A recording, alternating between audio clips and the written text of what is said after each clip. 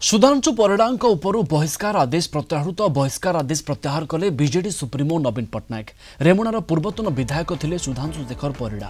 2023 September 23 तारिख में दलरू बहिष्कृत होइथिले सुधांशु।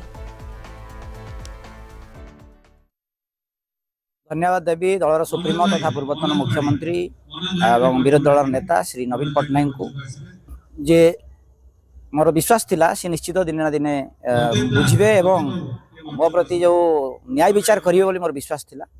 तेणु मु केबे दल विपक्ष रे जाई नाही। मु जने कर्मी हिसाब रे दल को सुदृढ़ करबा दिगरे मु बहुत प्रयास करिथिली एवं आज दिन रे सेठी मध्य दल सुदृढ़ अछि।